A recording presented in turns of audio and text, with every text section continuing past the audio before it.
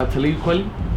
Talib Kweli. He's like that name sounds familiar. He's a badass underground hip hop artist from like your generation. That's probably where I heard him from. Yeah. Respiration. That song, you never heard Respiration? If I hear it with Common and Mos Def. I like Common and Mos Def. Yeah, I like. Dude, listen to that song. What's it called? Respiration. Okay, I'll check it out. It's like you know how in hip hop there's like ignorant ass fools and then there's like super smart ass fools that actually read books and shit. Yeah. Those are the type of fools that made that song. So the only reason why Common's a really smart dude. He is, bro. He is. And that's why I bring it up, bro. Is because the point is, you know how we're talking about media and you know the way that they show their interviews and how like they don't hear their question until like fucking 10 minutes later and they're like, wait, what? Oh yeah. In Talib's, it's like, dude, they're doing it remotely and it's like it's clean. Oh yeah, they were rapping. Yeah. Oh no, not rapping. It's a podcast. Oh, a podcast. Okay. Yeah, it's a podcast and. But it's also, and I think it's also a lot of it has to do también that it's chemistry. Like people, they already have chemistry. They've known each other. They've spent time together. It's like they know how they talk. They know their cadence. They know when they're done. Yeah. You know what I'm saying? Mm-hmm. Like if I already spoken, I don't know if you're long-winded, if you're short-winded. You know what I'm saying? So I don't know when to step in, or you don't know when to step in, or when, you know what I mean? Like, or I don't know how you're gonna feel if I cut you. Oh wait, I gotta say something, and then you get all like, I don't want to offend this person, or you know, especially us. You know how we grow up. Right. Like, no, respeta, you know, your mom and shit. And respect, everything's about respect. So. And it's a little different with the black culture. And I can only speak from like having a couple students, you know, over the time, and also going to like a couple black-led churches where they do a lot of call and response. So for them, it's not really a disrespectful thing to cut you in your conversation. Yeah. Because they want to say something valuable to you. Yeah. It's like, I feel you. But sometimes for us, it's like, motherfucker, let me finish. Yeah, I cut people off because I'll forget what I was going to tell you. Okay. And I'm like, if I don't get in right now, I'm going to forget. And I'm going to be like, and then you're going to keep talking and you're going to stop. And I'm going to be like, man, I can't remember what I wanted to tell you. So I got let me get it in, you know. For sure. I don't know what that is, age or what, dementia. First signs of dementia. It's just like you need to say some shit. Yeah. You know, the one thing that I do think about when you say that is like, you know how sometimes like fools don't really be listening. Yeah. To the shit you be trying to say. True, that's true. I think I'll acknowledge I've been guilty of that. And it's a bad habit. You're thinking about what you're gonna say rather than listening to what they're saying, and that's why fools argue. That's why people get into arguments, and because you're not hearing what I'm saying, and like you're thinking of, how can I screw him over? Like how can I get him, rather than how can I understand him? You know what I'm saying? I think a lot of times that mentally we think that way, bro. We're just trying to get one over, or we want to prove I'm smarter than you, or you know, talk down to you, be condescending. Rather than, you know what I mean? Like rather than understanding, because like even like the elections, you know, I'm watching the elections, and you know everybody has their point. Everybody, but I was talking to my buddy this yesterday. I said, you can't convince people to forget what they've lived. So how I've lived, my experiences are gonna shape how I think. And if I start telling if I was supporting Trump and I'd be like, no, Trump's good for us. It's like, yeah, because it me conviene. It's convenient to me because this, and this, because in my past. But to you, Biden's more beneficial because of X, Y, and Z.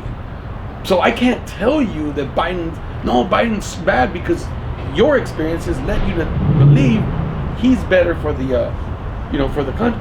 Now, when you start reading, this again, my opinion. When you start understanding politics, you realize that they don't care. That neither of them give a damn about you. Word. They're gonna do the same thing. They're just gonna come at you from different angles. Right. One's an uppercut. The other one's an overhand right. You're gonna take a putazo regardless. I think the Republicans are the overhand right because you see it coming. And the Democrats is an uppercut. You don't see it coming. Like they se pintan, like to the disfrazan, like, hey, we're for you. We're gonna help and everything. No, you can still. I have some analogies for that. Drippy Faucet family. I have a very, very amazing individual with me today. I'm very honored, to be honest, to have this man before me and to you know, to just chop it up, man, about anything and everything that we feel like chopping up. His name is Cisco Saldana. He's also known as Cisco Lucian, right? Cisco, HomieCisco. HomieCisco. I think he changed it, but I changed it because it just sounded too political. Really? Yeah. Well, I want to know why in a little bit. Like, why I don't understand how Cisco Lucian is political. And then telling people in Mexico how to spell it. Oh, I think that's difficult, right? But homie's like, hey, homie, what's up? El homie. But guys, this guy has been at the Comedy Store. This guy has been at the Ice House. Is that how you call it? The Ice House. He's been at Chocolate Sundays. Is that how you say this? The Laugh Factory. Laugh Factory. Yeah. But they have a segment, right? Yeah, where Chocolate it's Chocolate Sundays. Yeah. And man, like this is like for me something that's very, very impressive to do as an individual. Just like comedy in general is like, fool, how do you even come up with content? Yeah. And number two, how do you even perform that shit in front of people? I compare it a little bit to like, you know, like stand-up poetry. Yeah. Where it's two different purposes, but it's the same level of difficulty when it comes down to like, you really gotta get involved with the audience. Yeah. But anyways, guys, this guy also got to coach me. You know, we're all kind of part of the same family, Community. the HP family, the Spartan family. Yeah. And at the end of the day, I think at the end of this podcast, you're gonna see a lot of the similarities in mindset and overall goals and hopes and aspirations for our community. So, hey man, we were just having a conversation. Yeah. We were just having a conversation about like politics and how the Democrats usually are fucking low key with what they expect out of you, and then we also have the Republicans. Yeah. But the Republicans keep it real. Yeah. You know, and Malcolm X had this great saying, man. And Malcolm X basically said, I respect a Republican because they let you know they don't give a fuck about you. Exactly. They're not lying about shit. Trump, come on. Exactly.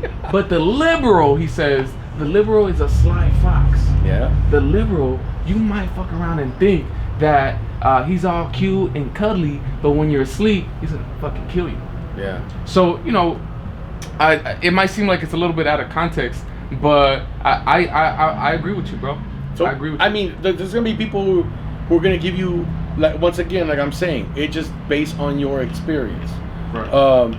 You know, 4 years ago, when Trump became president, did your life become really bad because he's president? Probably had little, maybe small effects that we probably really don't notice, but it did affect us, or maybe it didn't.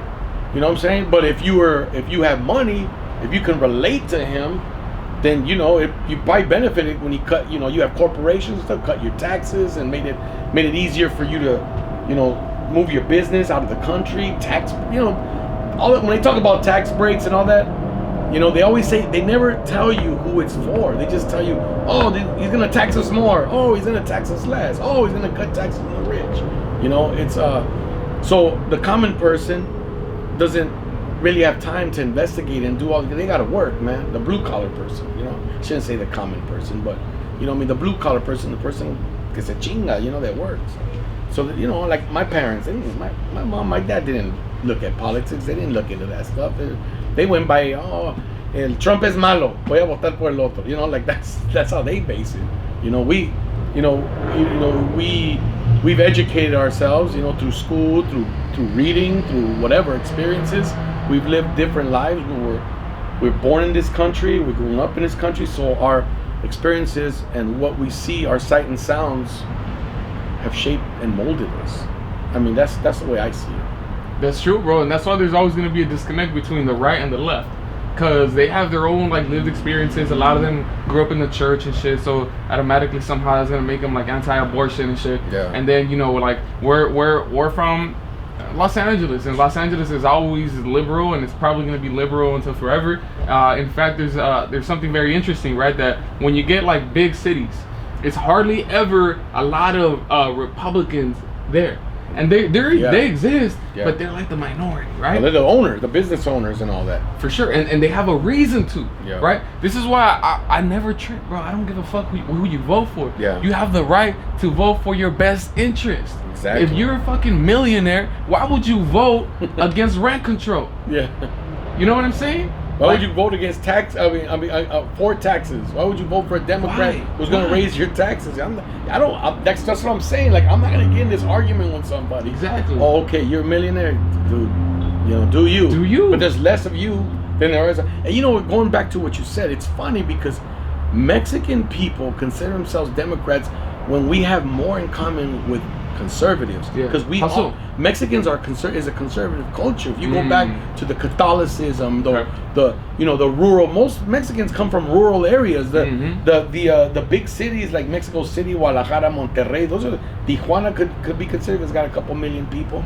Those are the big cities. But even still, in the outskirts of those cities, people are still religious, and because we're desmadrosos and all that, but at the root, we're still shy and conservative. Like when it comes to like certain things, we don't talk about sexual stuff. We're anti-abortion. Mexicans are anti-abortion.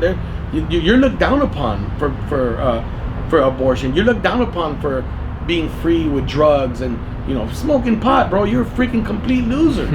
Like in Mexico, you know what I'm saying? Like here it's accepted. Like you could be successful, be a pothead, be an alcoholic, whatever, be a coke addict.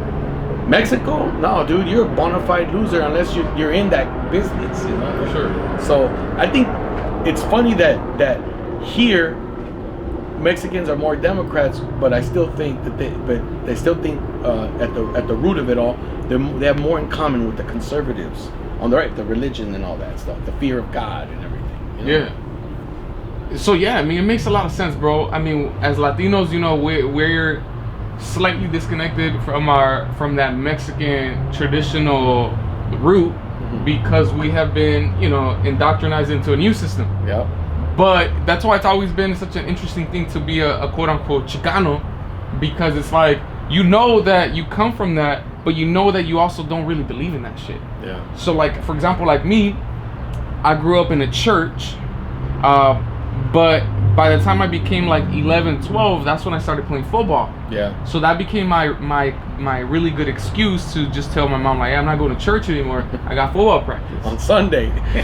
But that's what made me really start thinking for myself, though. Your assimilation. You assimilated. I assimilated, but I dissimilated, because I assimilated into American culture. But more, I don't want to say full American culture. I want to say more like LA culture. Yeah. Because LA culture is not necessarily American culture. No. It's LA culture. Because LA culture is like a little bit of everybody. It's a melting pot. You know what I'm saying? And so I kind of let go of some of those. I never stopped believing in God. Yeah. But I stopped believing in the institution of religion. Yes. I stopped believing that somehow I had to be there in order to have a connection with like a spiritual presence. And in a sense, I'm very blessed. I can't tell you right now at this moment how it is that I ended up coming to that conclusion. Obviously, as I started getting older, that's when the information started coming in. I think you didn't need that support system. And now there are people who do need that support system. Mm-hmm. They need the good people. Well, there's bad people everywhere, bro. I've known, I'm not going to knock people, religious people, but I've known some pretty bad people who are religious. I know good, great people, great human beings that are atheists. They don't even believe in a God. And they do no bad. They don't talk bad about anybody. They go about their own business, man. And I'm like, wow, and this guy doesn't even believe in God. You know what I'm saying? Like, so, like, you know what I mean? So, hey, just a random question.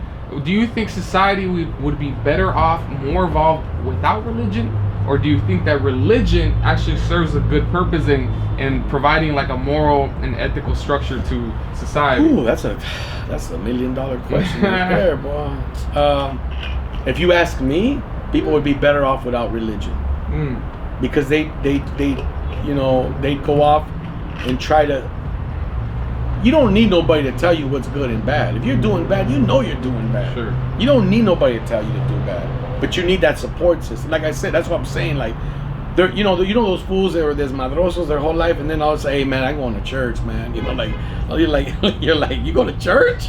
Well, I was there when you used to bang like 30 hookers a week and do coke off their tits. Like now you're in church, but they needed that. They needed to straighten their life out. Right. You know what I mean? They were abusing their body and their life. You know what I mean? They needed to get on a straight path, and I'm for that. Sure. Just like I'm for therapy, I'm for psychiatry, psychology, I'm for all of that. to try, you know what I mean? But I'm not for when you do your research, when you've studied, when you've read books, you start to find out how religion and government has always been one and the same. This country's supposed to be a separation of church and state, yet we have the president up there saying, God bless America and this and that. I mean, he's not throwing religion, but you know where they're coming from. I think that religion's always, what's the first thing they do when they colonize this side of the world?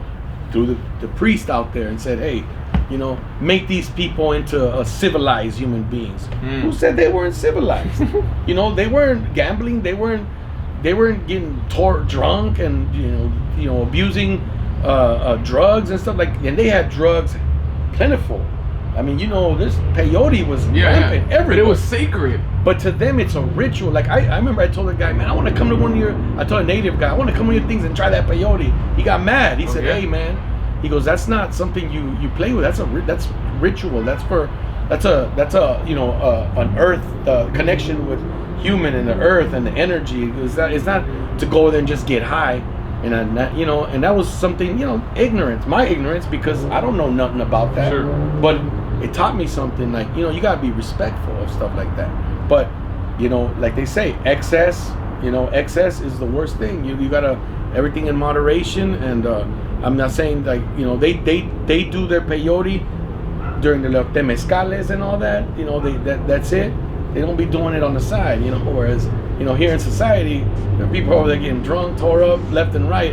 There's a recreational purpose, and then there's a spiritual purpose. Yeah. And I'm for both, honestly. Yeah, I'm for both. That's my perspective. It's everybody's, it's your business. It's your prerogative. It's your business. Yeah. Now, is there a more enlightened way to do certain things? Yeah. Fuck yeah, there's a more enlightened way. Well, you look at, like I always tell people, like I tell my mom's like, oh, estos drogaditos, and it's like, Mom, I go, everything you have around you was invented by somebody who was on cocaine or some substance. I go, there would be no light.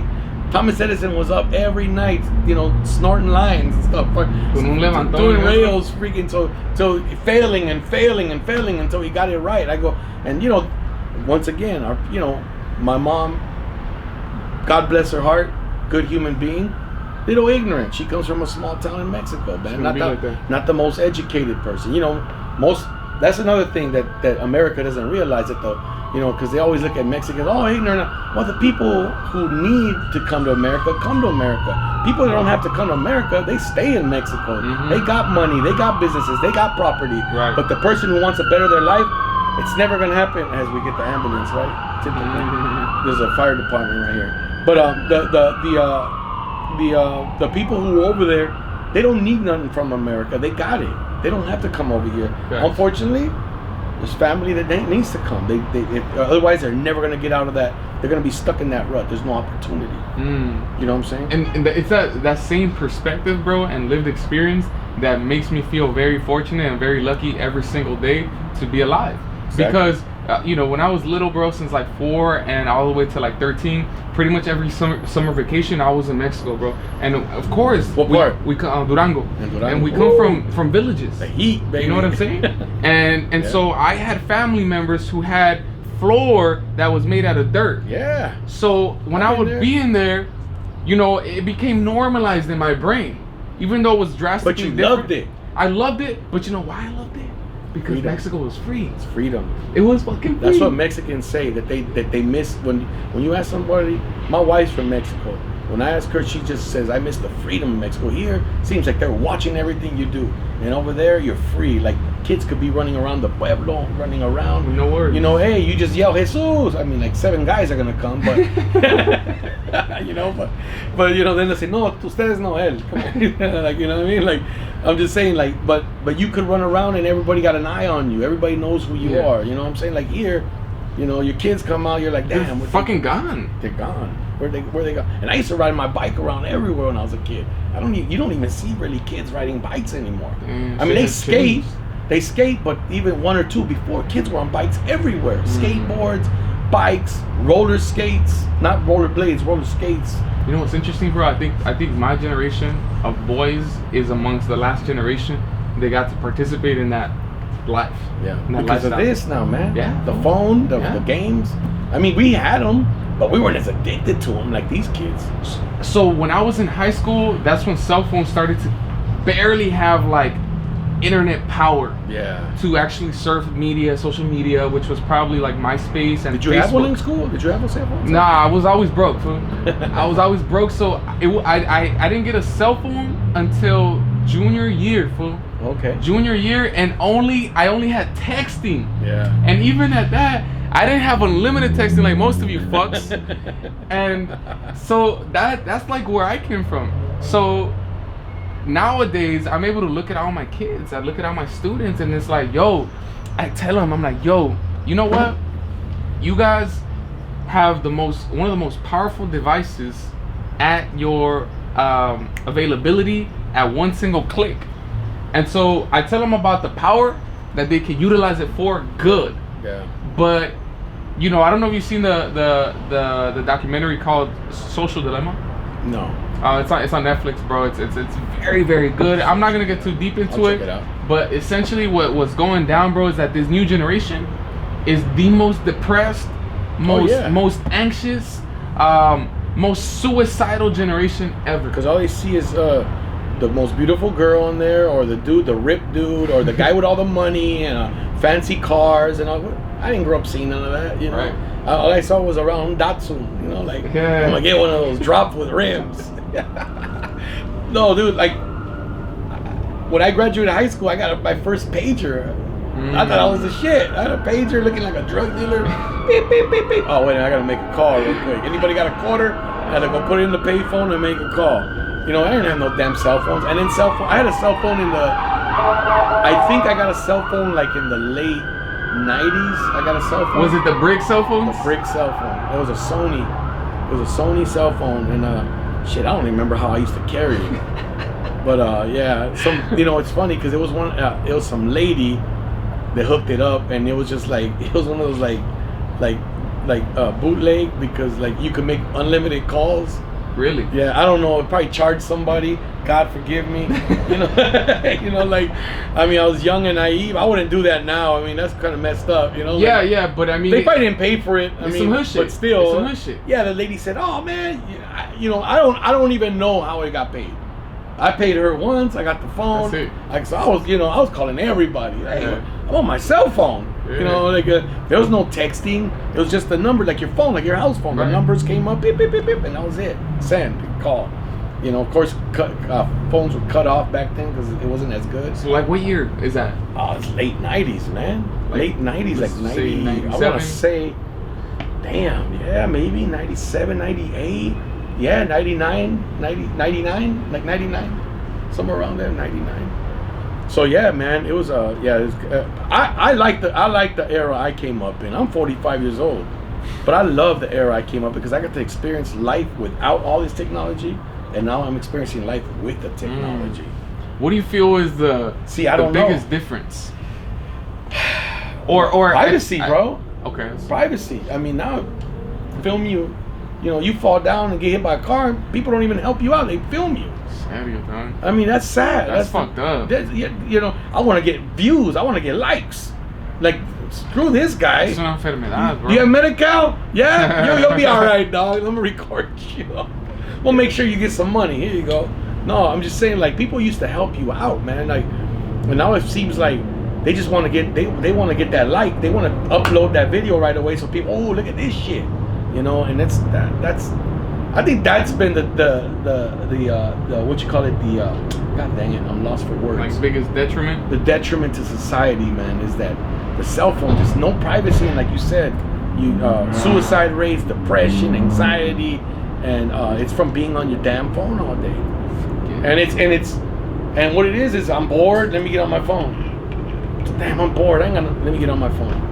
I'm sitting I'm at a restaurant waiting, I'm on my phone. I'm at the doctor's office, I'm on my phone. I'm in my car, I'm on my phone. And you know what I've noticed, bro? For me, it's actually stifled my creativity, and it's also stifled my work ethic. 1000%. And the number one problem is the FOMO, bro. Fear of missing out. That's everybody's problem. Something might happen, I'll miss it, and I'll be the last to know. And people hate that. People never want to be the last to know. You know, look, the Dodgers won a World Series. Why is there everybody uploads Dodgers are world champions? Yeah, no shit. I saw the game too. You know, but people feel like I gotta be the first one to put it out there and let everybody know.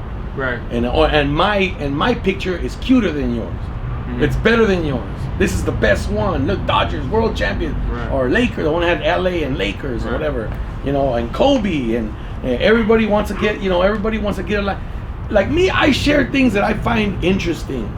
Man, I'll share things 2 days later, and people be like, "Ah, that shit's old." Right. I don't care. So what? I didn't put it so they, you know, to be the first one. Right. But it goes back to we fear of missing because our attention span's so short. We have information at our fingertips that we want to be the first to know, and we want to know it. We want to know it now. We want to be the first ones to know, and we want to be the first ones to share it. A lot of people, you know what I'm saying? Because everybody wants to be important. So that's the fear of missing out. Fear of missing out, being the last to know. I'm less important than you because you knew first. It all ties together, man. And when you don't have anything important enough to share to gain that attention, which for some women it's their behinds, their boobs, or whatever, that makes them feel important. That gets them views. That gets them that gives them social status. You know what I'm saying? When you don't have nothing to share, depression. Ah, man, I wish I was like Jesus. I wish I had a podcast, or you know, I wish I was at the LAFC game right now. You know, like look, he looks like he's having fun. Right. They won't tell you that, but it goes through people's minds. I mean, that's where all that depression and anxiety comes from. Like, I wish I had that. You know. When on the other side, sometimes you think that you're posting something to inspire somebody. Yeah. You know what I'm saying? And I know you're a show off. Right. So it's definitely very, very complex. Like social media it has so many unintended consequences that the creators of it never really expected that would happen. No. I mean, most people were thinking along the lines of like it having a positive impact on people. For example, there's a lot of people that are disabled, for example. I think that's one of the best positions they have. It's like disabled people, they can't be social in person, walking around, running around, doing all sorts of shit. Yeah. So they take on to social media. Now they can connect with maybe other people who can't also connect in person. So that's a great thing. Yeah. Because now it helps them not feel lonely. Exactly. But of course, like I think overall it's had a more it's just that we don't even know where it's going, dog. No. You know, I think that's the biggest factor in like social media. How is technology trumping education? Because there's certain degrees or certain certain studies or disciplines, right? Mm-hmm. That shit. Why do you have to study? The answer's on your phone. If I need to know something, there it is. Science.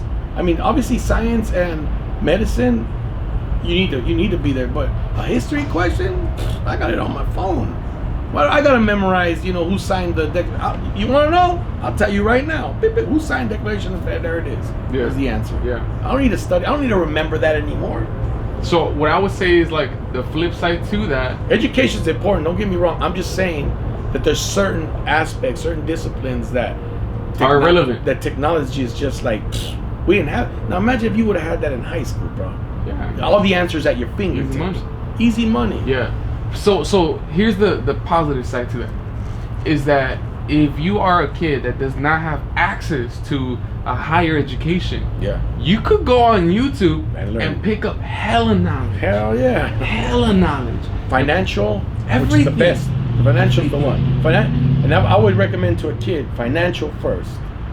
Learn the finances, because if you get the money and all you're doing is blowing it, because I never had money. Like me, there was a time when I was making good money, man. I was working for Long Beach Unified.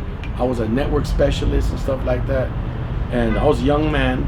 I got those positions at that time where there weren't many people doing it, so it was like I got in at the ground floor, putting in networking and all that stuff, making good money, but nobody ever taught me what to do with my money. How to invest, how to diversify, how to create more money out of my money so that I wouldn't have to do that job for the rest of my life.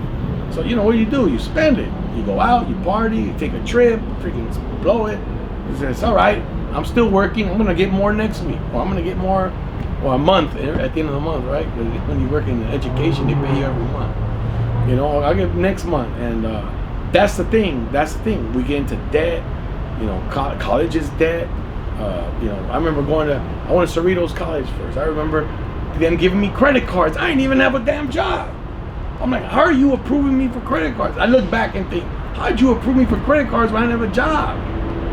But that's where they get you. Yeah, there's many reasons, bro. Of course. A lot of those fools, they like I said, you know how earlier we were talking about politicians. Yeah. A lot of establishment members which are embodied by banksters, which are embodied by, you know, high elite university members, high elite people of politics.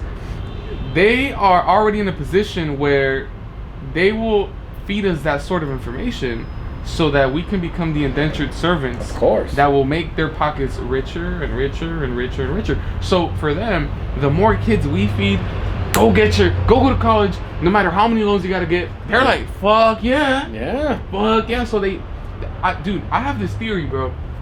I hope I don't get fired for it. I think that the school district bigwigs are actually working together with a lot of these elitists. Because if you notice, bro, the biggest thing that we're pushing today in education, and I say we as a system, not me as an individual, is college. Yeah. College. Even though college is almost our institution's number one of propaganda, and number two, you can't even get fucking real dope ass jobs anymore with that shit. Not really. Right? And now, remember, it used to be get a bachelor's, you'll be all right. Now it's get a master's, get a PhD. Now they're pushing all of those, and every time, like for your bachelor's, it's cool. You can get some financial aid. Once you get for your master's, there's no more financial aid. You're a professional now. You gotta pay for that shit. Right. You know, and then you know what? Get your doctorates. Right. And you're gonna make an extra $20,000 a year, but you're gonna owe another $200,000 for the degree. Exactly. So we feed. And I'm not knocking it. Like I said, we're not knocking it. Yo, I'm not knocking it. If that's what you love, Yeah. like if you really love that pursuit in your PhD, go for it, dog. Yeah. Go for it. We need more Latinos like that, PhDs. We need that, but I want to go ahead and provide the different perspective. Yeah. The different perspective that maybe it's not worth being $200,000, $300,000 in debt for that piece of paper that will give you a foot in the door into their system. But like I'm just telling you, it's that system that's trying to keep us down and keep us as indentured servants to them. So in a reality, even if we do have a Chicano or a Hispanic or a Latino with their PhD from their system, he's actually been or she's been indoctrinized to think just like them. So they're not actually going to give us the tools over here to create our own like systems to be able to alleviate our ills. That's true. I never thought about it that way. That makes a lot of sense, man. I tell kids, you know, I coach football. You know, I still coach football, and I tell the kids all the time. I say, "Hey, man, if you want to go to school, go to school. If you know what you want to do, but don't go to a 4-year, not knowing what you want to do. Better go to a 2-year first. Go to a 2-year. That way you save that money. Don't get in debt already. I mean, even if you got everything paid, man, if you don't know what you want to do." And you know, and it's all that, you know, keeping up with the Jones as well. Who's going to a 4-year? I gotta go to a 4-year. Fuck that. Right. Don't do that. You might not even want to go to school. You might not, and what you do in life might not even require you going to school. You could get a head start now at a young age and jump on it. But I use this example all the time. I had a friend in high school that when we graduated, I said, "What's up, dog?" Because I said, I'm going to go to Compton College. I want to play baseball. That's why I went first. I'm going to go to Compton College. I'm going to play baseball. And then I went to Cerritos and I played football. But, long story. And then, but I told him, I said, "You gonna sign up? Where you going to Cerritos?" And he goes, "Nah, man, I'm working. I've been working for like the last year. I work at a tire shop." And I go, "Yeah, fool, but what are you gonna do?" He goes, eventually I'm gonna open up my own tire shops." I said, "For real?" Okay. That's a person that had a plan and knew what they wanted. Why am I gonna knock him? Dude owns like 6 tire shops now. You know what I'm saying? He's doing what he planned out to do, set out to do, and he's an entrepreneur. You know, he's doing it. So how am I gonna knock him? And that's why I tell kids, I say, what you want to do may not require. Some of these kids, man, they're smart. Brilliant. They got the entrepreneur in them, but they don't have the support system to encourage them to do it. Or mentorship. Yeah, mentorship. Help them develop the skills exactly that you need to be the successful. shortcuts, because they're gonna Exactly. fail, and who knows? And one of those fails might kill their freaking desire, their dream. And that's where you need somebody to be like, don't trip, dog. No, I failed more than you. Exactly. You know what I'm saying? Like, I didn't get to where you are until I was 40. You're 25. Let's go. That's what you need, man. You need those people, those positive people. And sometimes, sadly, our family is the worst, bro.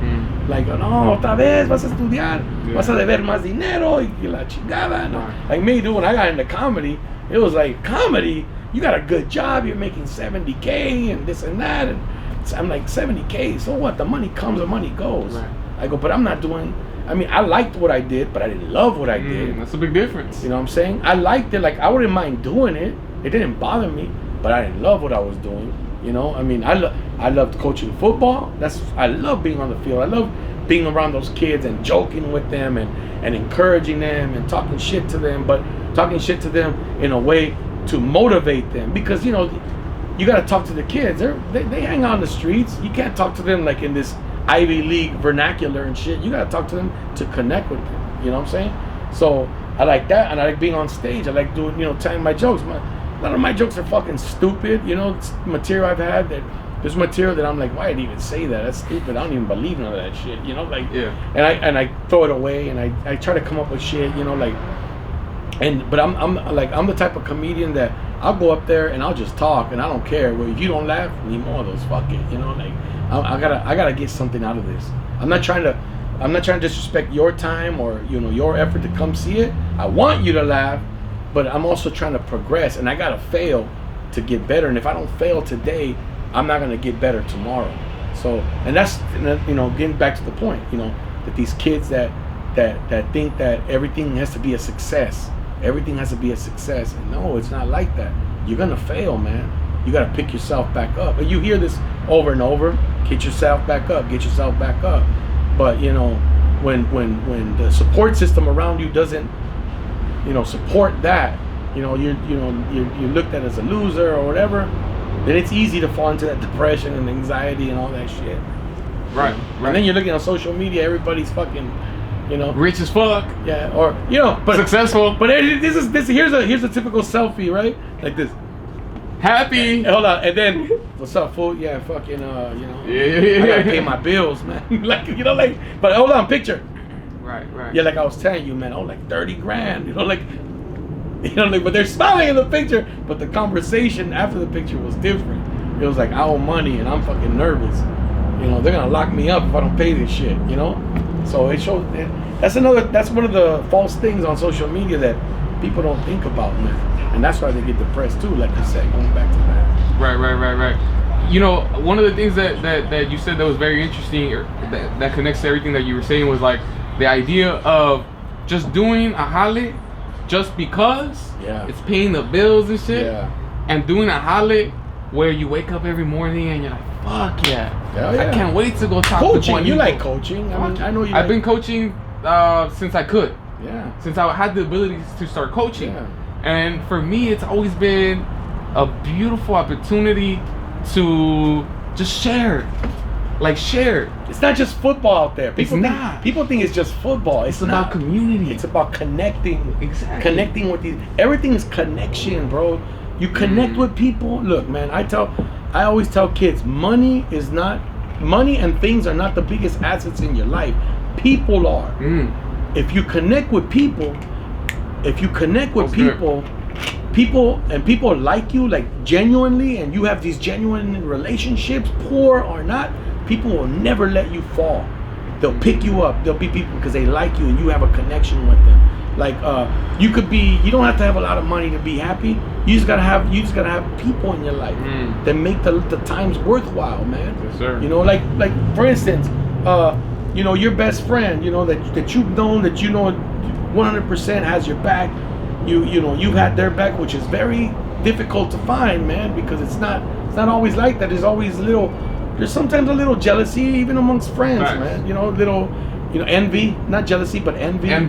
More envy. Like, wish I had that. Yeah, Jesus, man, shit, he's over there. He had a podcast and he's teaching, and he coaches football, and I gotta go. Man, he thinks he loves his life. Yeah, and I gotta. He thinks, right? They're thinking for you. He thinks he loves his life. I gotta go I gotta go work at the, whatever, at the warehouse, and I fucking hate it, and and shit like that, So people make all these judgments, man, about you, and they don't even know what they want their damn selves, man. Kind of lost my train of thought, what I was trying to say. Well, it had a lot to do with like the passion for work, the kids. Versus just kind of doing that fucking holiday and shit. And that's why you said, like, some fools just go to the warehouse, and nothing wrong with that. There's dudes that love it. There's dudes that you talk to. I love my holiday. They'll tell you straight up, and you're like, and I look at it like, how the fuck do you like that shit? Honestly, I will not knock their love for that moment. No, I never will either. But at the same time, I want fools to be more inspired than that. Yeah, you want them to be more ambitious. You know what I'm saying? You gotta have higher ambitions than that. But why? No, but it doesn't have to be monetary. You can't push your... No, but it doesn't have to be monetary. I get that. No, I get that. But if they're happy... No, for sure. No, that's what I'm saying. Yeah. If it's like But be the boss, right? Like, don't just be the guy, the cabron that runs the machine. Yeah, you're right. You're right about not imposing my own, idea of... what success is. Of what is a fulfilling life. Yeah, exactly. There you go. It's just that...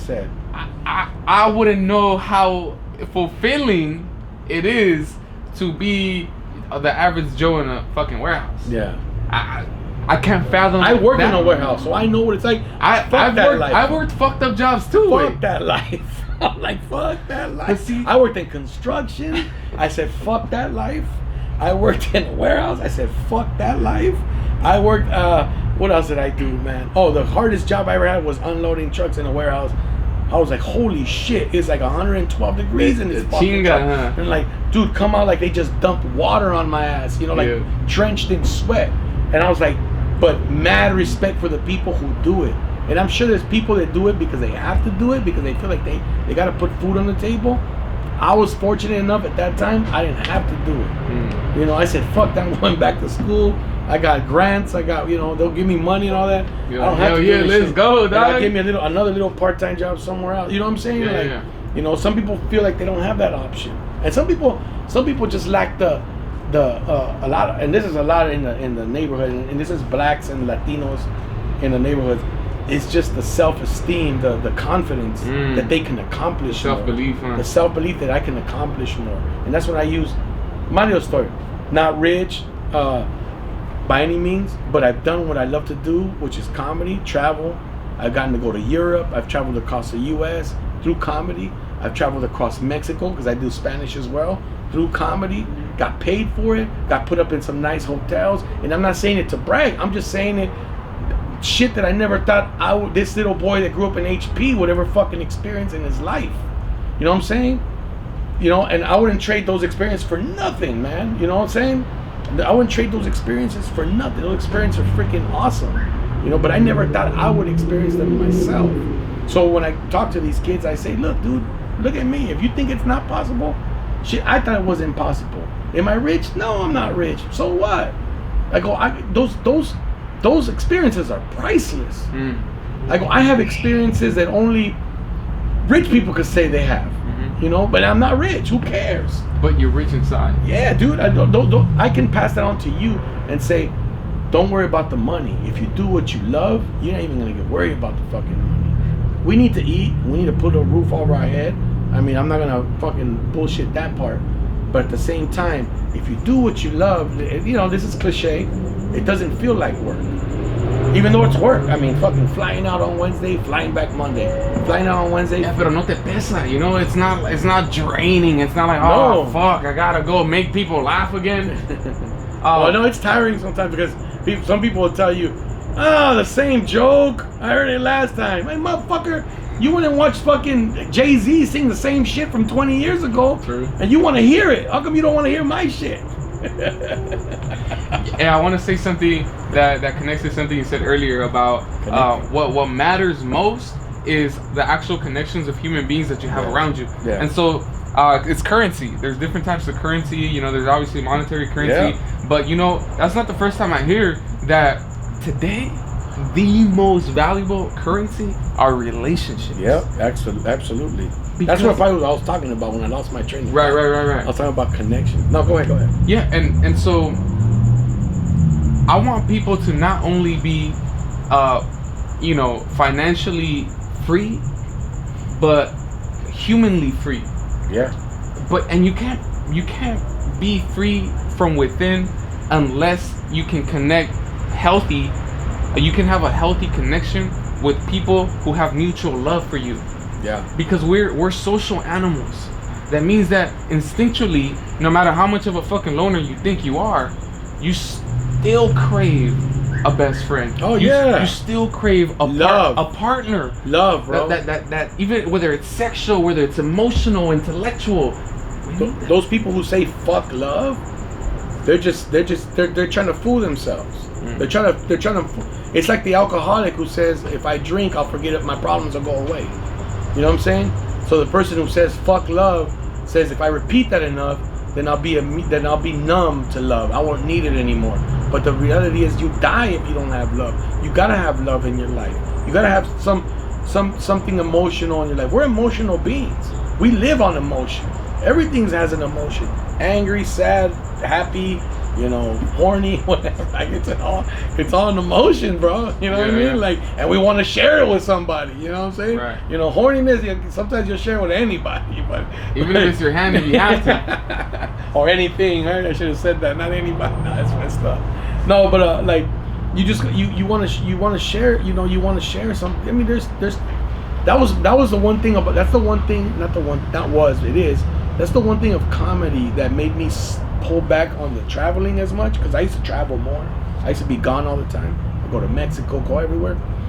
Was the loneliness. That's the one thing I'll tell people who want to do comedy. It's a lonely road, bro. It's lonely unless you got somebody there with you. It's lonely as fuck. You're in a hotel room, and all you're doing is chilling, going over your material, eating, back to your room. I'm not a sightseer. I'm not that dude that likes to go walk around by myself, and especially in a town that I don't know. I don't know where I'm gonna end up. I don't know if I'm gonna walk into the wrong neighborhood or down the wrong street and get beat up or something. And then there goes my weekend. So you're in the hotel room watching TV. You shower up. You go do your show. You come right back. You go get something to eat. Come right back to your room, and you're up to like 5 a.m. watching whatever, or maybe going over. Listening to your set, and then writing down some notes like, oh, I could have said this, or I could have changed that, and then you do it again, and then you fly back, and then you do it again. But it's lonely. It's lonely out there, and I got kids, so it started becoming a thing. Like, my kids are gonna grow up, and I'm not gonna be there. I'm gonna be gone all the time, and I don't want that. I was like, fuck, because my parents were divorced, bro. So my dad didn't live with me. I mean, I saw my dad, but it wasn't the same as living with my dad. You know what I mean? Mm-hmm. So.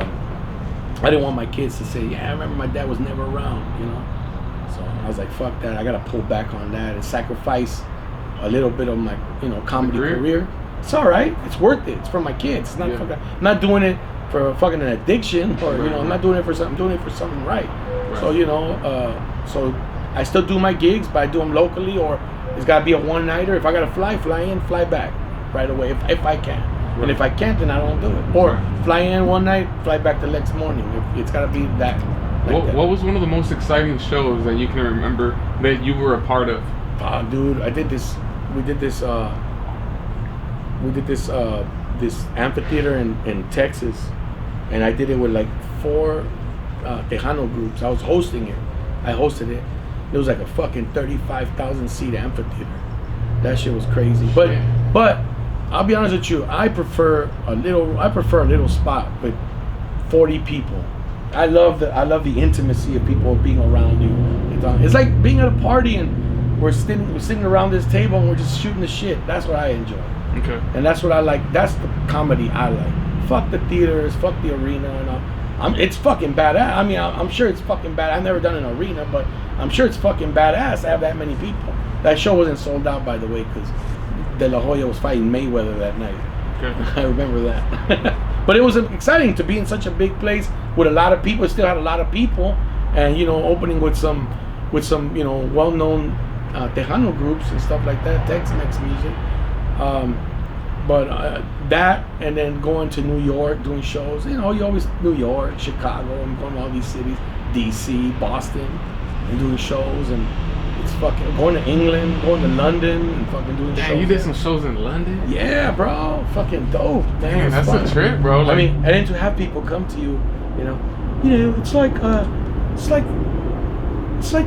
you say things people are thinking but afraid to say.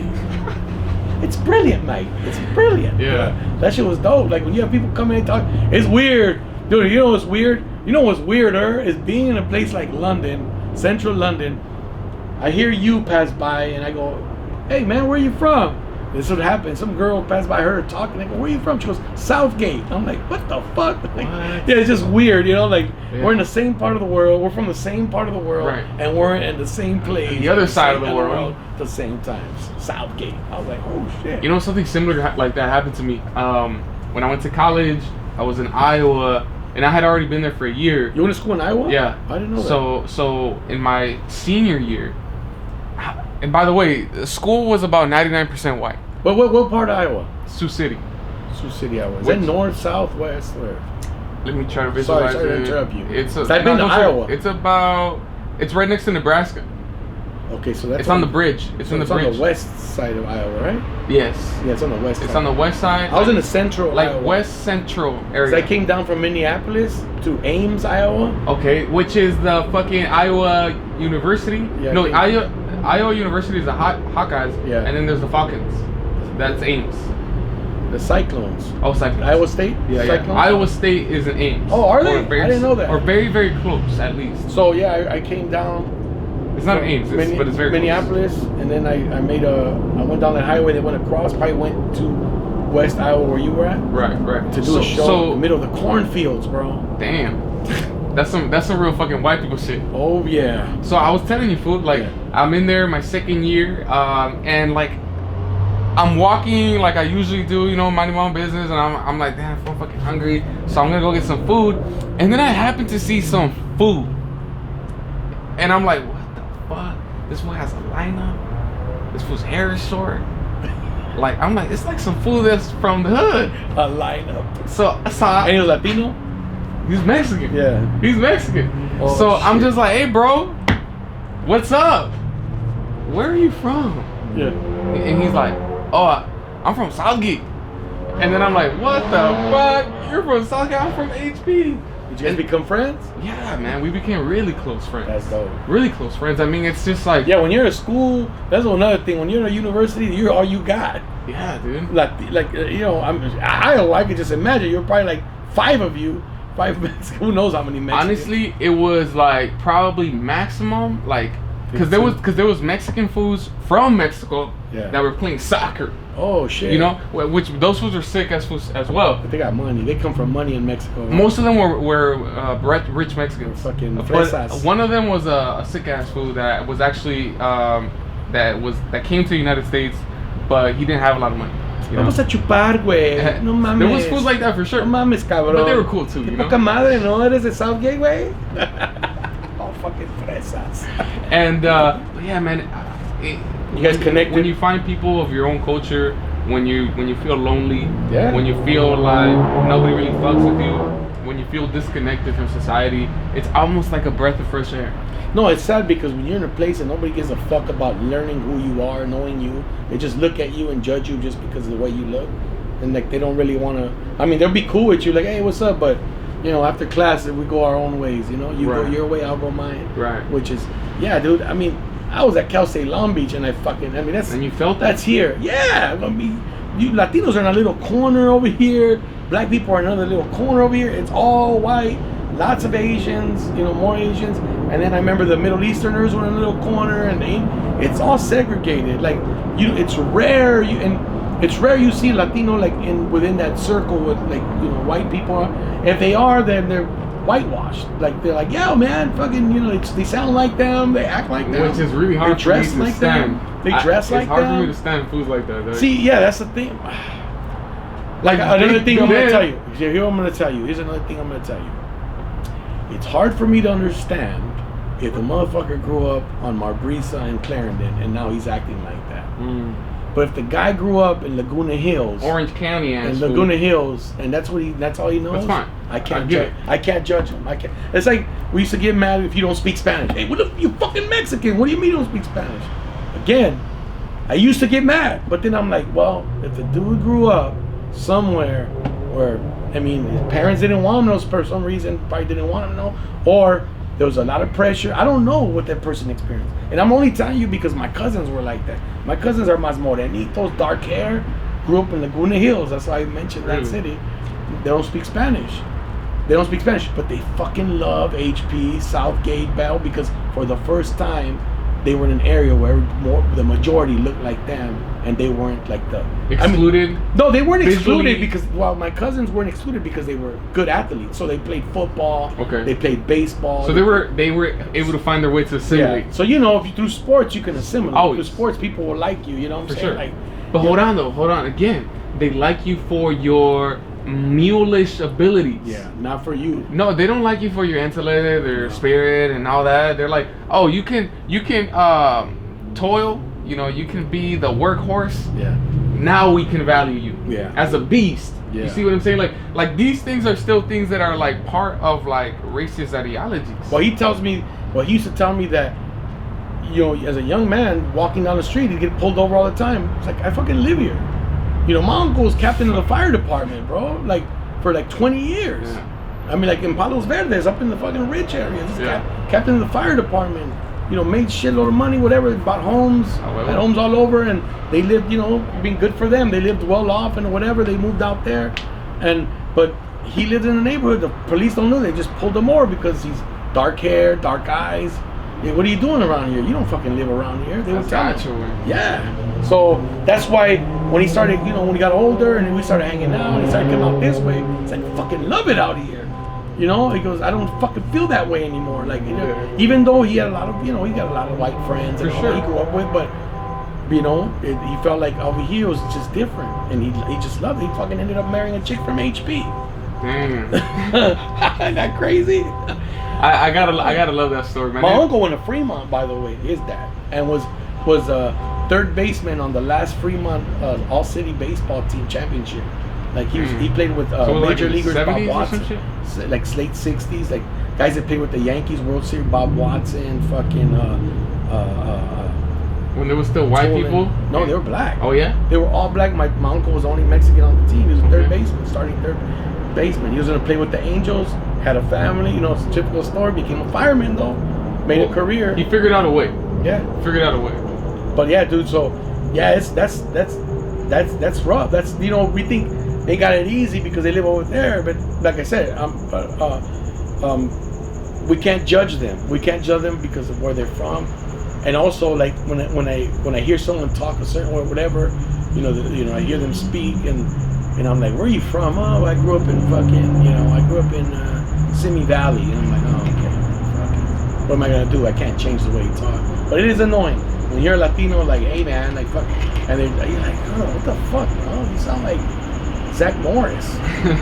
No, but I agree with you, bro. I agree with you 100%. I can't judge them. The upbringing is very fundamental in the way that a human being is gonna express themselves for the rest of their lives. Yeah. And I'm not gonna fucking judge you if you're raised with a bunch of white people. Yeah. You're gonna be basically a white person. You didn't choose that. Your parents chose that for you. Really? Was that kid gonna say, fuck you, I'm not gonna live here. Right. I'm moving to HP, man. And they probably chose it for a good reason, too. They're like, well, I don't want to raise my kid in South Central. Yeah. I'd rather raise my kid out here where that's another thing. Get different values. And I hate to change subject. That's one thing. I always feel like you see the city, Huntington Park, Maywood, Bell. Southeast LA. Southeast LA. It's always looked down upon as, they came out with Huntington Park, come up with the most miserable city in California. Yeah, I remember that shit. And I tell people, and I say, it's only fucking miserable because the people who live here let it be miserable. And I don't know anybody who says I'm fucking miserable. I've never met anybody. Me neither. I've never met anybody. I don't know. I mean, that's something that they put on outsiders looking in on it. Yeah, because of poverty. Yeah, not because of that, because their expectations. What the fuck did they expect? What do they expect of Huntington? Like, what do they want out of Huntington Park? You know what I'm saying? Like, what do they want out of it? Yeah, it's got its good part. It's got its bad. It's got its good parts. It's got its fucking. It's got its own. Dude, if Mexicans would buy all those shops and we make our own economy, you know how much money we could make just on Pacific Boulevard? 100%. In fact, that is one of my long-term goals, bro.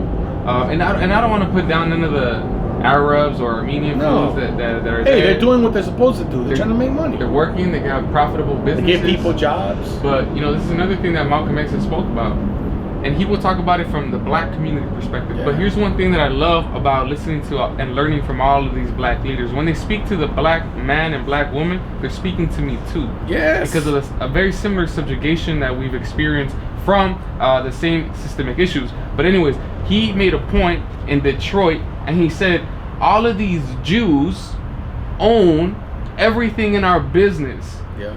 They exploit us. They do give us jobs, but they still fuck us anyways. Yeah.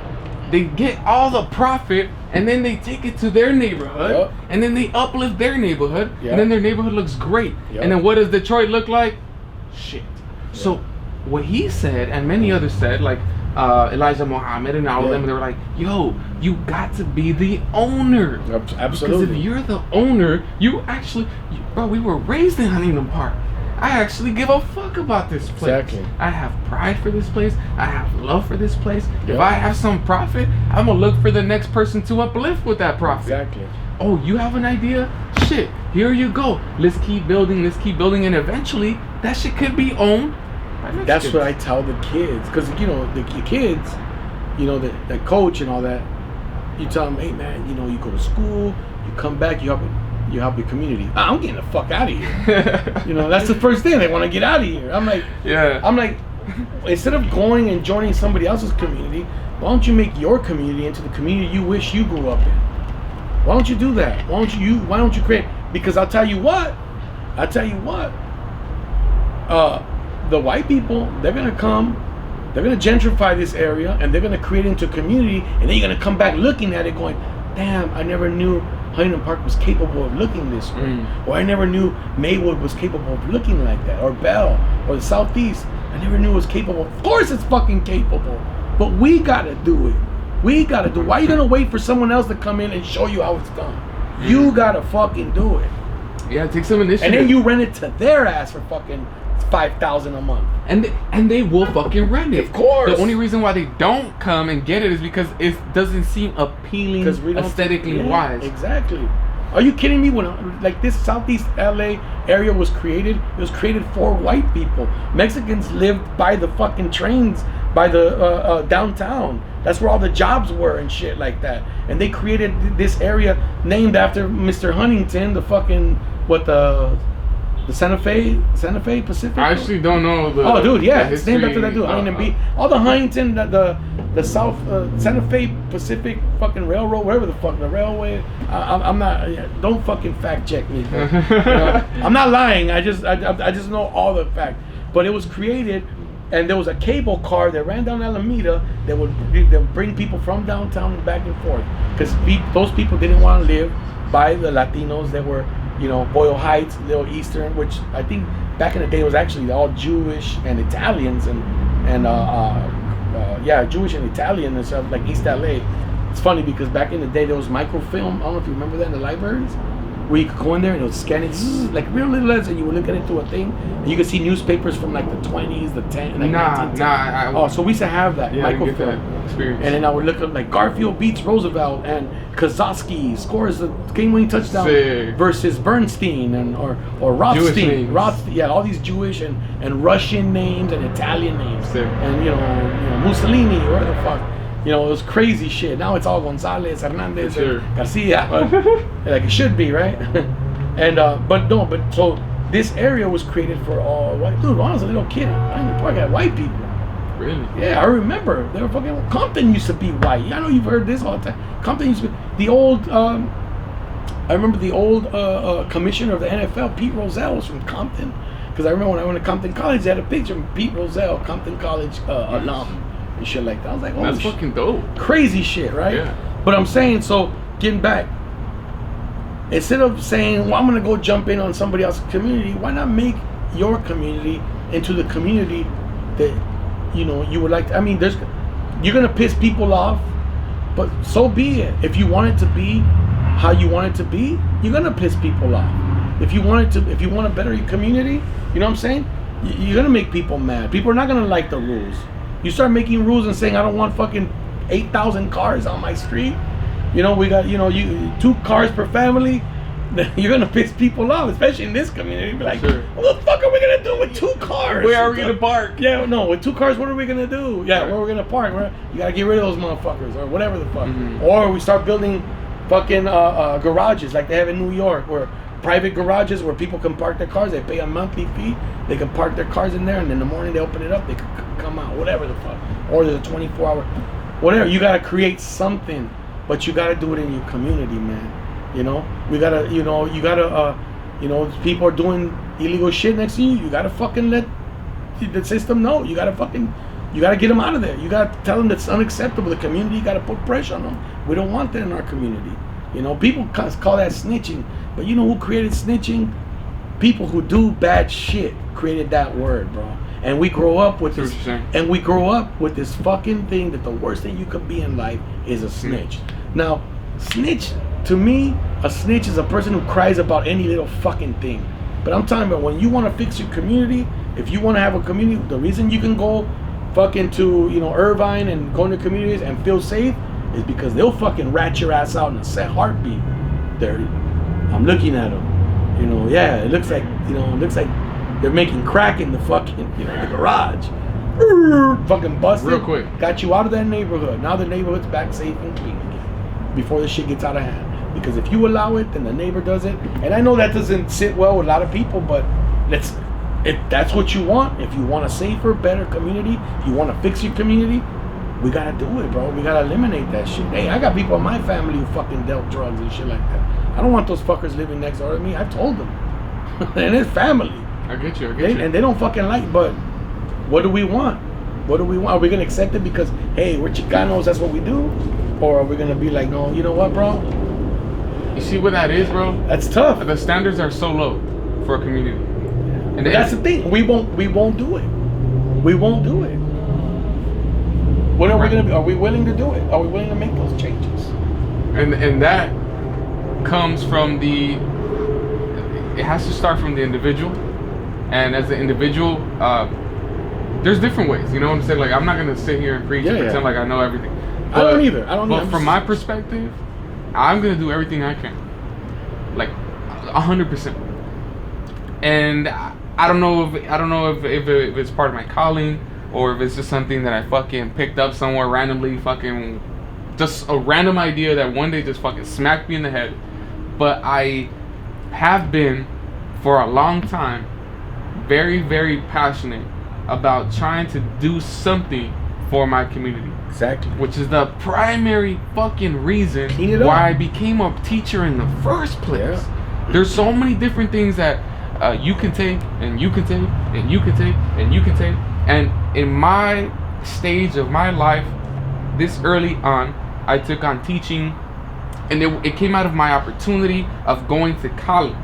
Because I was still a product of the people that were being pushed on this idea of earlier, the Joneses, right? You gotta get shit done quick. Yes. So I was like, okay, nobody around me is a business person. I kind of have like the entrepreneurial thing in my DNA, but who the fuck? I don't know a fucking clue about how to do anything. So I was like, you know what? The best option I got is... How do you start a business? How do you stock your business? How do you finance your business? Exactly. How do you do the accounting for your business? Fucking overwhelming. It's too many things. Now I gotta hire some motherfucker that I don't trust. Exactly. I'm like, oh, this motherfucker. This so the best option I had was college. Yeah. Because that's what they feed us. It's like the best way to enhance your life is by going to college. How much did you owe? Did you owe any money? I still owe money, but I'm gonna be out of debt soon, bro. I'm gonna be out of debt within the next year. That's good. And but I'm saying it's people get into school, they don't realize that they're gonna be in debt. Yes. And it's not a bad thing. Like, it's not if you're gonna invest in something, invest in yourself. 100%. Fuck investing in some other shit. Yes, 100%. But here's the thing. Not the car with rims. Fuck that investment. So look, on one part, I know a lot of fools get to go to college and they get out of college debt free because of financial aid. Yeah. That's fucking great. I got a couple loans or whatever, and for me it worked out really well anyways, because now my credit score is fucking out the roof. Yeah. I'm pretty sure I'm in the top 1% of fucking of credit scores in Huntington Park. Fuck yeah. You know what I'm saying? And like it my was wife, fucking my wife's like 8'10" and shit, like ridiculous. Ooh. Like fucking ridiculous. Yeah, dude. That's awesome, right? So I'm saying, like, so for one angle, it kind of helped me out, right? But here's the thing. Here's what I really wanted to say about that was like, I ideally, with the mindset that I have today, I would have started a business straight out of high school.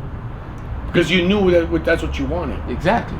But you didn't know how to do it, so you're like, fuck it, But there was no mentorship there was no YouTube, there was no mentorship, there was nothing. YouTube was barely coming up, pero eran puras pendejadas. And now YouTube, you can find all that information. Yes, you can. Yes, you just type it in. How do you start a business? Or but you gotta sift through all that shit, because then you get to sign up for my course. You know, like fucking, you gotta stay away from those motherfuckers. Absolutely. There's people who will give you free advice. There's people who are looking for people who are hungry like you, because they know they're not gonna waste their time on you. Exactly. The reason why a lot of people charge for the information is because they know if they gave it, motherfuckers wouldn't take it seriously. They'll fucking go and then be like, and it's fair. It's very fair. Fair game. Yeah, I'm not gonna do it anymore. I get that, but there's also the shysters that want to charge you, just rip people off. 100%. They're not gonna show you shit, and then they're gonna make you buy something else on top of that. You know? 100%. So, but to bring it back a little bit, I did the best that I could with what I was given. Exactly. Which was that education. And so moving forward from there, I was like, okay, I had two options. Either I was gonna get into a union to help organize places, because from my perspective, I thought they were getting fucked by their bosses. So I was like, I wanna help people. Yeah. But then on the other side, I was like, you know what? They're adults. I'd rather work with children. Yeah. I'd rather work with children. That's where it starts. Yes. And so I said, you know what? I'm gonna go ahead and empower the mind and the soul of a child to live their life in the way where they follow their dreams. Because whether they can actually accomplish their dreams or not, that's not up to me to do.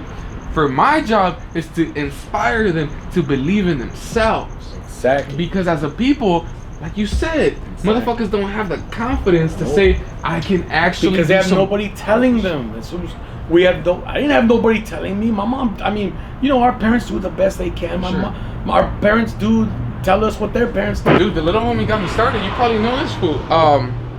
Do you remember? You probably don't remember. His name's Chewy. Yeah, Chewy. That played football at Marquez. Yes. I know Chewy, yeah. Dude. I know he's filming shit now. Nah, he's a literal, a brilliant creative, bro. Like, that fool's gonna do big time shit. Yeah, I gotta connect with him. I gotta film my special. Oh, dude, he would love to do that. I'm gonna tell and him. he'll do some feed-him work, dog. Like, I'm talking about this fool. When the Lakers won the championship, he went to the Desmadre, and with his drone and everything, he made a short little film at the same level of some ESPN shit. Damn. And this is an individual. I got him on Instagram. I gotta connect with him because I got people I can connect him with too. He's a very creative young man. Dude, he's been like that. He's been in this since high school. That motherfucker was doing stocks and shit since high school, bro. Yes. He's into all that. And so my point is that he got me started with his camera, bro. He's my neighbor. Is he? Yeah. One day I'm just walking around the block, and he actually approached me. And he said, "Hey, bro, I want to tell you about what I'm doing." And he, at that time, as a sophomore in college, he had an internship with Sony, and in videography. And so he was getting all these cool discs and shit from Sony. He's like, "Look, bro, I want to give this to you." And I was like, "What the fuck? All right, like, I appreciate it. You know, sometimes the universe just does certain movies where it just flows right." And so I told him, I was like, "Hey, bro, you know what? I've been thinking about starting a podcast, but I don't have no fucking equipment." And then he's like, "Don't trip, fool, I have a camera." So, you know, he loaned me his camera, an expensive ass camera. He even like helped me set it up and everything, and he edited my first videos and everything. Damn. And so he basically launched my podcast. You know, and then later on I got my own shit and I started doing my own editing and everything. But it was a younger man. Yeah, it doesn't matter. From my own community that got me started. So he's what, Mexican and Colombian or something like that. He's like half and half or something. Oh, I just thought he was Mexican. No, he's half Colombian or something. Okay, I didn't know that. I didn't know corner, man. He was a little corner. Yeah, tough kid, man. Good kid. And his spirit is tough Very as fuck. smart. And you're gonna see how that resiliency is gonna apply to his, entrepreneurial moves and creative moves as an adult. And I'm very excited, and I support him 100%. We support foods that don't give a fuck about us. Yeah. So why not support foods that actually fuck with you? Yeah. And sadly, man, it's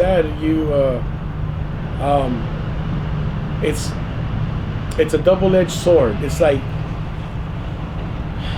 you feel like you can't trust anybody, but you can't live your life not trusting anybody. You get what I'm saying? Yeah, it's because eventually you're gonna have to let go of that skepticism, that fear, because it's gonna happen regardless. It's gonna happen. And you gotta embrace it. And as weird as it sounds, you gotta kind of embrace it and say, if a person does it to you, then okay, cool, you fucked me. I can't do business. How does that saying go? You fuck me, I fuck you. Yeah, something. Fuck me once, shame on me, or whatever.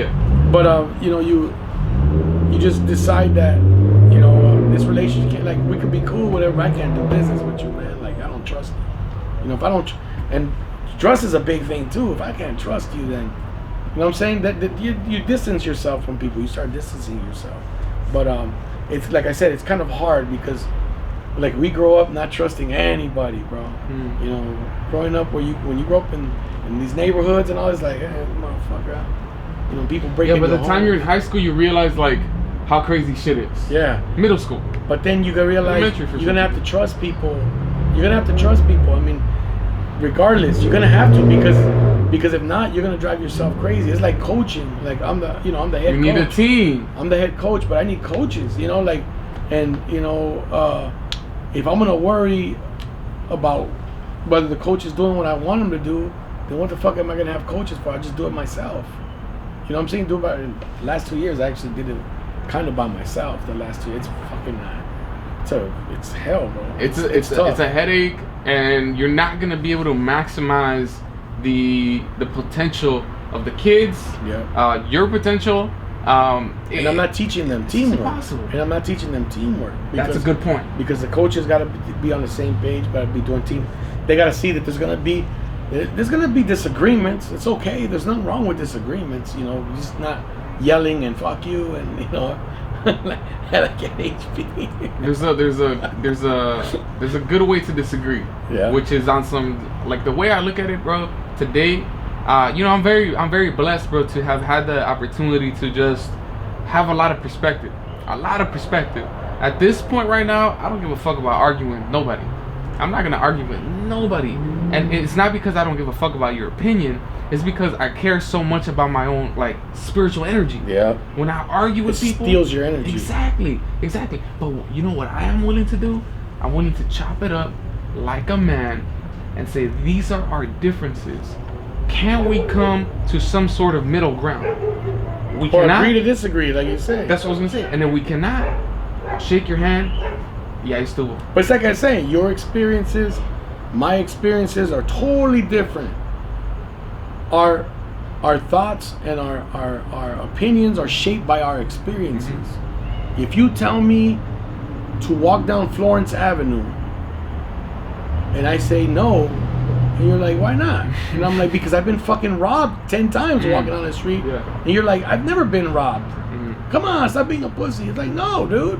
I'm not gonna fucking walk down Florence. Our experiences are different. I can't. 100%. You can't tell me to feel safe whenever I already fucking lived it over and over and over. Not that it's never happened. I'm just. But it has happened. It happened to somebody. For sure. And it just has to happen once. I'm exaggerating 10 times.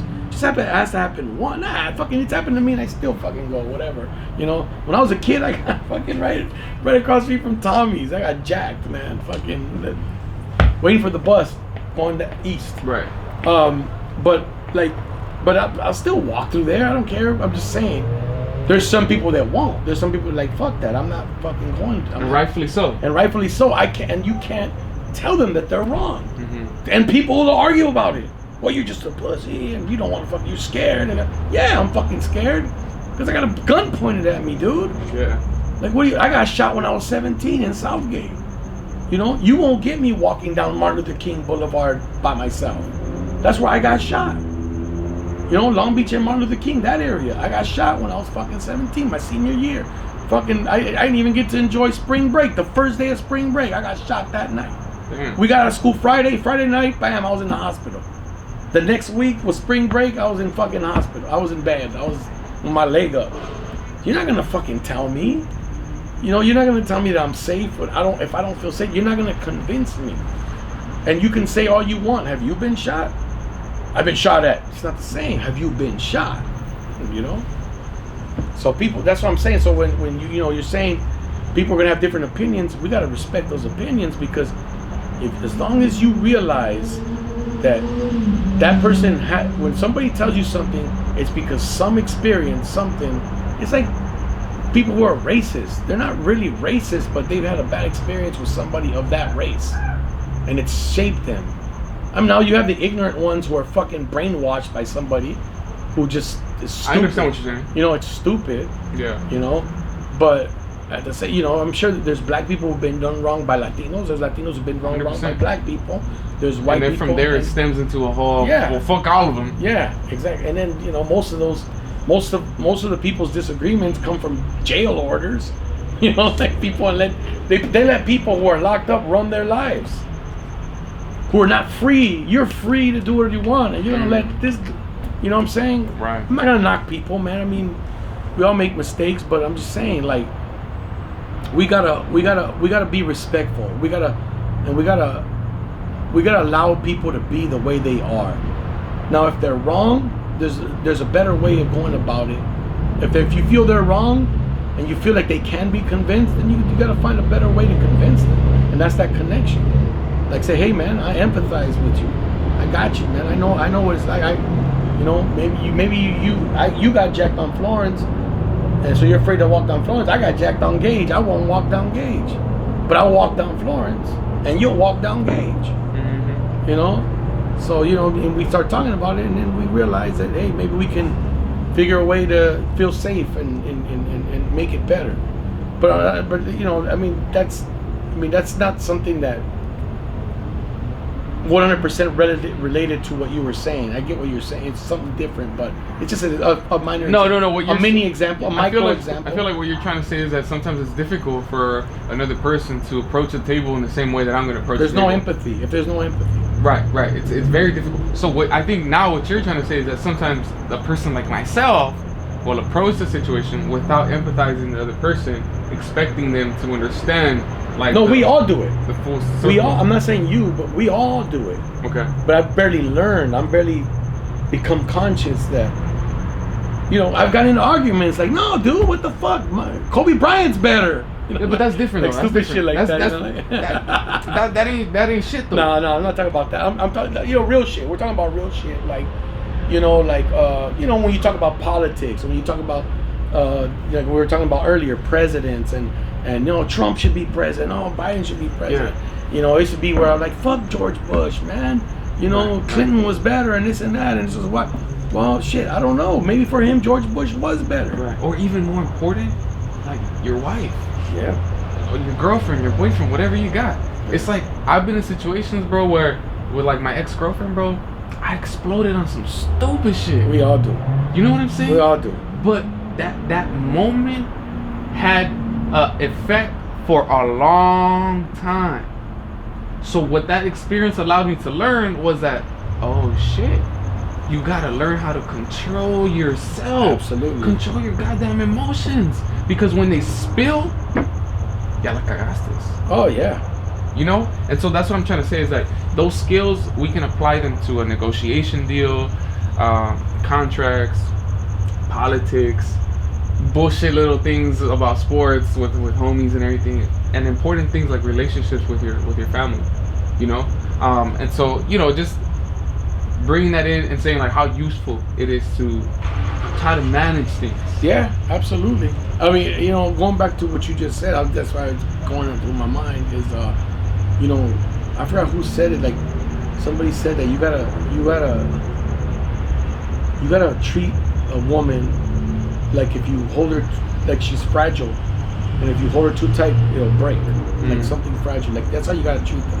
Because women, you know, emotionally they're different than we are. So, and there's women who, if you break out, they'll break out, and they're on your level. And there's women that don't know that, you know. And you know, I was in a lot of relationships where it's like they didn't grow up like I did. They were more like calm and all that. I'm like fucking, because in my house it was like, it's fucking my mom yelling and mad and you know whatever the fuck, you know. So I grew up like they didn't grow up like that. Their parents were all calm and they're really, you know. So it's two different. I need to learn that. That's a fucking skill right there. You know, how do you not get worked up? How do you not, you know, fucking, you know, and it's crazy because I don't know if it's related, but I remember being at the Comedy Store. You know, I'm a paid regular at the Comedy Store, but for some reason I was starting to not get booked as much. I was getting booked all the time. My name's on the wall and everything, bro. My picture's up at the Comedy Store. Pauly Shore made sure his mom saw me so I could get past at the Comedy Store. He's the one that got me my showcase. Nice. He saw me one night and he said, you know, he told the guy, Mom needs to see him, dude. Mom needs to see him. And anyways, but I remember one time this white dude pissed me off and I was walking towards him. And I can't remember what comedian it was, but it was an African American comedian. And he looked at me, he said, hey, he saw me mad and put his hand. Don't do it. Because I was gonna go choke this motherfucker because it was getting on my fucking nerves. I had lost it and I said, fuck this dude. And I know but I was upset because I was not getting booked as much and I felt like I had to blame somebody. And I felt like that guy had something to do with it. And I'm to this day I still feel like it had something to do with it. Not 100% sure. But I can't remember what comedian it was, but I remember he put his hand on my chest and said, don't do it. That's what they want you to do. So they can point at you and say, look, see, they're all fucking animals. That's what they want you to do, to prove that you're gonna prove them right. So just relax. Relax, bro. It'll be all right. And that shit stayed ingrained in my head when he told me that. That's what they expect us. They expect us to act like animals, to get mad and make a fucking big, you know, big scene, so they could look at it. See, look at them. They're all the same. They're all the fucking same. They're animals. But there's another side to that coin too. They only say that when it's at their convenience, when they don't want to get choked out. You know what I mean? Yeah. Because what does America do when somebody disagrees? They bomb them. Yeah. So how the fuck are you gonna tell me we gotta be civilized, but you go bomb somebody when they don't agree with you? Yeah.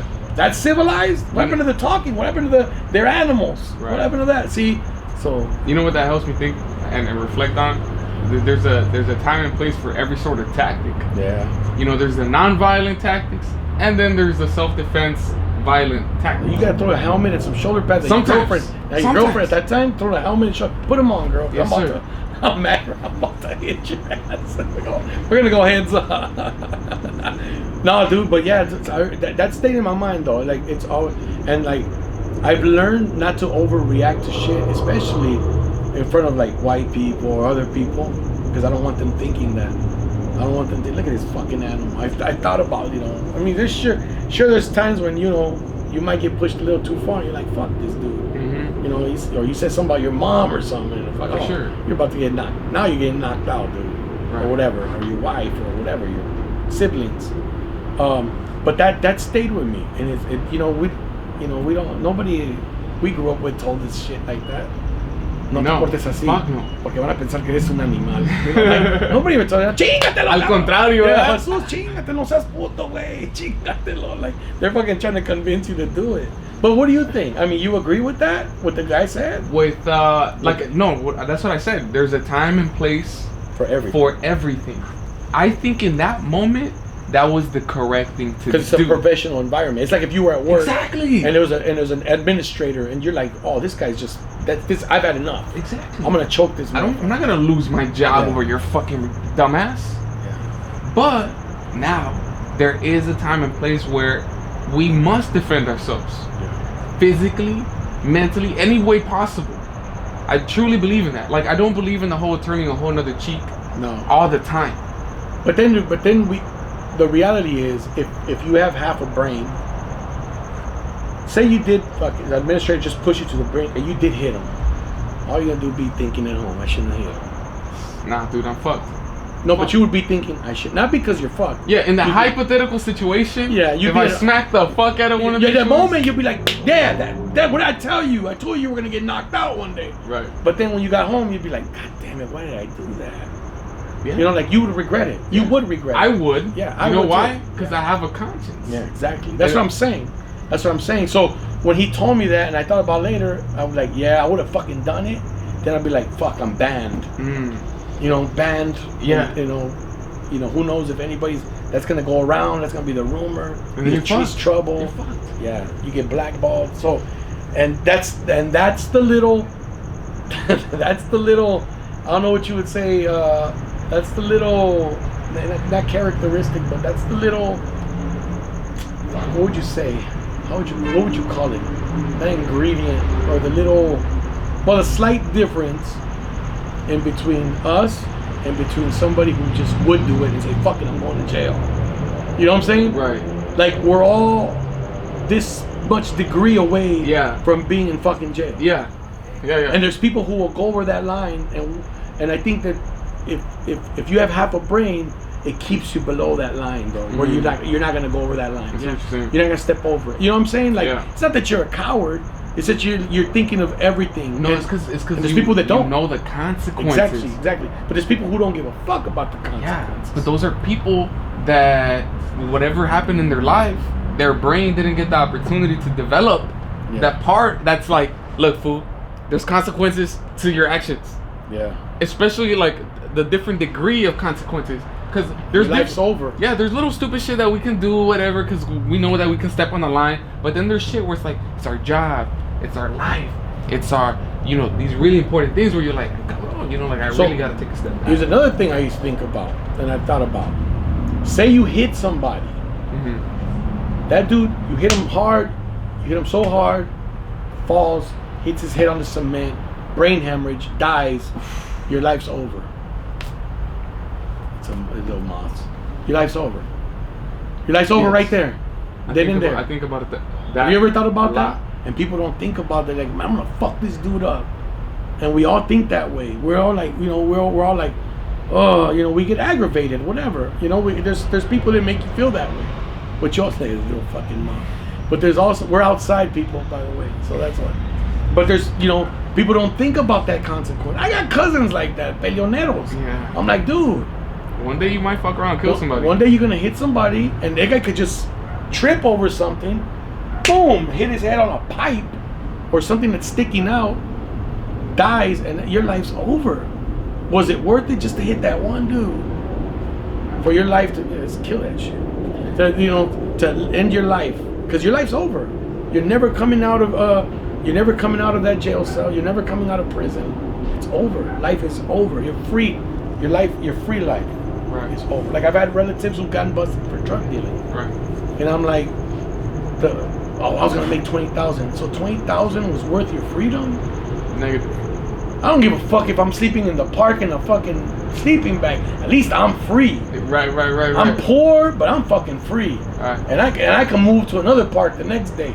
You gotta stay in that cell, and you gotta shower when they tell you to shower, and you gotta come out when they tell you to come out. And then that's just the guards. Now the prisoners are gonna tell you what to do. So you gotta follow double orders. Your life is fucked.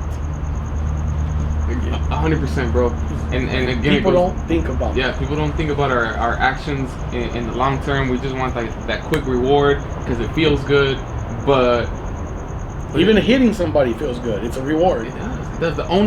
So for me, when it comes down to that sort of shit, it's like if you're under attack, then you gotta protect. That's different. Yeah. But now when you start looking for problems gonna come find you.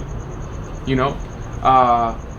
But Cisco, you know, we've had a long conversation. Go on forever. And I this is my style of podcasting. Yeah. You go with whatever comes. Yeah, and why not? I fucking love it. It's organic. It is. You don't want to do like something like, I got some questions for you. No, that's so global warming. What is your stance on that? Like, we got enough of that shit on TV. Get the fuck out of here! You're like, what the fuck? You know, we're drinking a beer, talking about global warming, but you always have that one friend. Hey, fool, what do you think about that shit? Then that's fine. What do you think about the polar caps? Like, shut the fuck up, fool. I don't know shit. I don't know shit, fool. Fuck, I like them, bro. I like them. I saw them. They swim and they're big, right? The white ones. I said polar caps, not polar bears, fucker. Is there like one final thing that maybe you would want, you know, some of the viewers that are gonna watch this to just kind of take with them? I just, like Jesus said, you know, we're all about the community. I think, you know, whether you agree with what I say or what Jesus says or disagree, I mean, everybody, like we were saying, everybody sees it from their point of view. I think, you know, I grew up in these neighborhoods, you know, this little moth's bothering us now, like, you know, because the light's on but anyways, I think that we need to get more involved in our communities, whatever way. My way is coaching football, and I could have got offered jobs at many places to coach, but I wanted to be in this community because this is the community that raised me. You know, yeah, okay, coaches want to go somewhere and win a championship and have the best talent and all that. That's okay, man. You know, my thing is trying to get these kids to college if that's where they want to go, or you know, being a lifelong mentor. Even though I'm not, you know, a millionaire or whatever, but I consider myself a success because I've done what I wanted to do and I've survived doing what I want to do. Like, I haven't done what I didn't want to do and have to, you know, live quote unquote on my knees, you know, quote unquote, you know what I'm saying? Like, you know, I'm blessed to live this life. I know for some people it's hard, but you know, I just say whatever age you are, man, do what you find your passion, do it. I mean, I know it's cliche to say your passion. I just find what you love to do. Not even just what you love and do it, man. I mean, there's a lot of people with talents and they're wasting it, just making other people rich. You know what I'm saying? You have a talent, there's always ways, man. There's grants, there's all kinds of help. Go online, search. It's easier now. We have a fucking computer. You just type shit in and, you know, money for this, money for that. You can find it and do there's money for podcasting. You know, you can get a whole setup and shit like that. It's just up to you. So people do, you know, fix your community, man. Don't leave your communities. Make your communities better. Is there anywhere where people can find you? HomieCisco. HomieCisco on all social media platforms. I have a podcast as well. I haven't recorded in like 2 weeks, 2.5 weeks. I got people hitting me up when I'm gonna record again. It's called El Donkey Show. I don't know if people are turned off by it. And the reason I named it that is because there's a, you know, I know everybody's heard of the mythical donkey show that in Mexico, you know, a woman with a donkey, and I named it that to kind of like, for me it was more like to goddamn, I'm trying to think of the word, God, I can't think of the word, but anyways, it was just I need the word. I can't think of it. But like, there's a lot of negative things that are said about our community or about our cultures and all like that. And I just want to like, you know. It's a way of like satirizing or making fun of. Yeah, like like satirical. But it wasn't. It's another word. I'm drawing a blank. Sorry, people. It just you know. So I named it a donkey show, but it has nothing to do with fucking. There's people who come on there and comment. I was waiting for the donkey to come out. Like, it's just, I'm not willing. Like, really, I'm not afraid to look like an ass. I'll say something, and if it's wrong, it's fucking wrong. Like, you know, I'm not gonna bullshit, but I'm saying, like, if it turns out to be a lie, hey man, fuck, I thought that's what it was, or whatever. But I'm not gonna like apologize for it. I really thought that. Hey, tell me. Okay, show it to me. Okay, shit, you proved me wrong. Now I know. So I'm not afraid. It's a stupid name, but I'm gonna stick with it.